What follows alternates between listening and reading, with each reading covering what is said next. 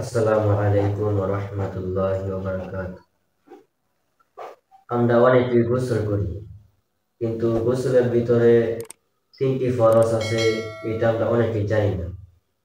আজকে আমরা এই গোসলের ফরজটি জানবো এবং তিনটি ফরজ, গোসলের হলো তিনটি ফরজ। এই তিনটি ফরজ কিভাবে আদায় করতে হয় এই বিষয়ে আমরা আজকের ভিডিওতে জানবো। গোসলের ফরজ হলো তিনটি। 1 নাম্বার, গড়গড়াইয়া কুলি করা। এমন ভাবে কুলি করব যে কুলি করার সময় গড়গড়াইয়া একবার শব্দ করে কুলি করব। এবং 2 নাম্বার হচ্ছে নাকের নরম জায়গায় পানি পৌঁছানো। 2 নাম্বার হচ্ছে নাকের নরম জায়গায় পানি পৌঁছানো।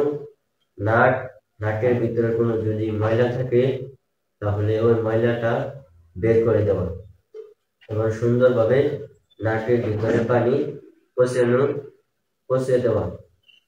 এটা হলো 2 নম্বর। আর 3 নম্বর হলো সমস্ত শরীর ভালোভাবে ধৌত করা। মাথার চুল থেকে একবারে পাও তৈরি একবারে ভালোভাবে ধৌত করা, যেন শরীরের একটি পশম না ভেজা থাকে। সমস্ত পশম যেন ভিজে যায়, আর না ভিজলে গোসল হবে না। এটাই হলো গোসলের 3 ফরজ। আবার বলতেছি, 1 নম্বর হলো গড়গড়াইয়া কুলি করা। 2 নম্বর হলো নাকের নরম জায়গায় পানি পৌঁছানো, ভালো করে নাকের নরম জায়গায় পানি পৌঁছানো এবং নাক সাফ করা। 3 নম্বর হচ্ছে সমস্ত শরীর ভালোভাবে ধুলে ধৌত করা, যেন একটি পশম না ভেজা থাকে। অবশ্যই ভিডিওটি ভালো লাগলে কমেন্ট করে জানিয়ে দিবেন এবং আমার এই বকর মিডিয়া ইসলামিক ভিডিও সবসময় আপলোড হবে।